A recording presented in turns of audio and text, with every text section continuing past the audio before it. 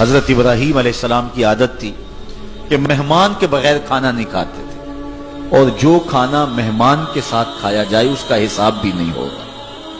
ساری زندگی یہ ان کا معمول رہا ہے۔ ایک دن بھوک لگی، گھر والوں کو کھانا پکانے کا کہا اور خود مہمان ڈھونڈنے نکلے۔ ایک شخص کو جو کہ بوڑھا تھا لے آئے، دسترخوان پہ بٹھایا، کھانا جب لگ گیا تو اس کو کہا اللہ کا نام لے کے شروع کرو۔ اس نے کہا میں تو اللہ کو نہیں مانتا۔ آپ نے فرمایا کہ میں تیرے سے کوئی ربط، رشتہ اور تعلق نہیں رکھتا، اللہ ہی کے نام پہ تجھے کھلا رہا ہوں، تو میرے رب کا نام تجھے کم از کم لینا چاہیے۔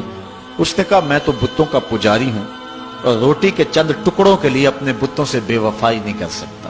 حضرت ابراہیم علیہ السلام بولے جب تو اتنا غیرت مند ہے کہ میرے رب کا نام نہیں لیتا اور اپنے بتوں سے بے وفائی نہیں کر سکتا، تو پھر میرا بھی تو کیا لگتا ہے، اگر میرے رب کو نہیں مانتا تو میں تو کھانا اس رب کے نام پہ کھلاؤں گا، کھاتا ہے تو ٹھیک، نہیں تو تیری مرضی۔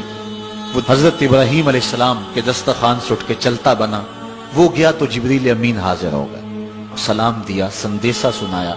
رب کہتا ہے اے میرے خلیل، تو نے میرا ایک بندہ ناراض کر دیا۔ یا اللہ، وہ تیرا بندہ تھا؟ وہ تو تیرا نام لینا گوارا نہیں کرتا تھا، اور تو فرما رہا ہے کہ وہ میرا بندہ تھا۔ ارشاد ہوا ابراہیم بتاؤ اس کی عمر کتنی ہوگی؟ یا اللہ 80 سال کے قریب ہو۔ کہا اتنا عرصہ ہو گیا نا میں اس کو رزق دے رہا ہوں، تم ایک دن نہیں کھلا سکے؟ اب حضرت ابراہیم اس کو ڈھونڈ رہے ہیں، وہ دور پہاڑ پہ جا چکا ہے۔ اس کے قریب پہنچے، کہا میاں کھانا ٹھنڈا ہو رہا ہے، جلدی آؤ۔ اس نے کہا ایک شرط ہے، تمہارے رب کا نام نہیں لوں گا۔ کہا نہ لینا آؤ۔ تو کہنے لگا لہجے میں اتنا گداز، اتنی نرمی کیسے آ گئی؟ تم تو کہتے تھے رب کے نام کے علاوہ کھلاؤں گا نہیں۔ کہا کہ اسی رب کا ہی تو پیغام آیا ہے کہ میں بھی اس کو دے رہا ہوں۔ اس نے کہا اگر تیرا رب اتنا اچھا ہے تو کھانا بعد میں کھائیں گے، پہلے اس کا غلام بنا لے مجھ کو۔ تو وہ رب ہے سب کا، ہمارا حق ہے کہ ہم اس کی پوجا کریں۔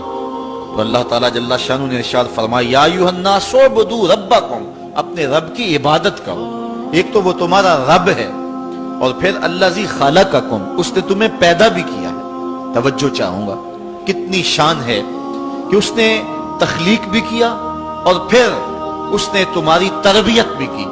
جو تخلیق بھی کرے اور تمہاری تربیت بھی کرے، کیا اس کا حق نہیں ہے کہ اس کے حضور سجدہ ریزیاں کی جائیں؟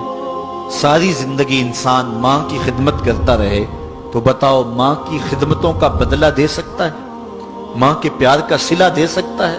تو انسان جتنی مرضی خدمت کر کے ماں باپ کو راضی کرنے کی کوشش کرے وہ تو راضی ہوتے ہیں، بلکہ نالائق اولاد کے لیے ماں باپ کی دعائیں اور زیادہ ہوتی ہیں۔ تو انسان ان کی خدمت کا حق نہیں دے سکتا۔ ماں باپ کے اتنے حق کیوں ہیں؟ اس لیے کہ ماں نے بیٹے کو جنم دیا، جس نے جنم دیا ہے اس کے اتنے حق ہیں، تو جس رب نے خلق کیا ہے اس کے کتنے حق ہوں گے؟ جس نے تخلیق کیا ہے، دستے قدرت سے بنایا ہے، تو پھر اس کے کتنے حق ہوں گے؟ تو مجھے بتائیے اس شخص سے بڑا بدبخت کوئی ہو سکتا ہے جو اللہ کے حضور سجدہ ریزی نہیں کرتا؟ صبح کے وقت چڑیاں بھی اللہ کا نام لے رہی ہوتی، حشرات الارض بھی رب کا نام پکار رہے ہوتے ہیں، بلوں سے سر نکال کر جانور بھی اللہ کا نام پکار رہے ہوتے ہیں، اور اس شخص سے بڑا بد نصیب زمانے میں کوئی نہیں ہے کہ جو اللہ کی حضور جھکنا نہیں جانتا، جو اللہ کی حضور جو ہے وہ عبادت کا سر نہیں رکھتا۔ وہ رب ہے جو تمہیں پیدا کرنے والا ہے۔ ماں کے رحم کے اندر کون نقش و ونگار دینے والا ہے؟ کس نے گوشت کے لوتھڑے کو بولنا سکھایا ہے؟ کس نے چشم خانوں کے اندر روشن چراغ رکھ دیے ہیں؟ اور کس نے سر کے اندر ایک نشیط اور روشن دماغ رکھ دیا ہے؟ کس نے ہاتھوں کو پکڑنے کی قوت دی اور کانوں کو شنوائی کی طاقت دی؟ اور کس نے جو ہے وہ سونگھنے کی قوت اور قوت شامہ ناک کے نتنوں کے اندر رکھ دی؟ کون ہے جو ٹانگوں میں زور پیدا کرتا ہے؟ کون ہے جس نے چھاتی کو طاقت دی؟ کون ہے جس نے انسانیت کو احسن تقویم بنایا؟ انسان، کیا تیرا حق ہے کہ مسجد کے قریب سے تو گزر جائے اور اللہ کا نمائندہ پکار رہا ہو حی علی الصلاۃ حی علی الفلاح، آجا نیکی کی طرف، آجا نماز کی طرف، اور تو جو ہے وہ اس کو سننے کے باوجود گزر جائے؟ ایسا ہو سکتا ہے کہ تو اس کے حضور آئے نہ، حاضر ہی نہ ہو؟ یہ بد نصیبی نہیں تو اور کیا ہے؟ اللہ تعالیٰ جل شانہ ہمیں اپنی عبادت کی توفیق نصیب فرمائے۔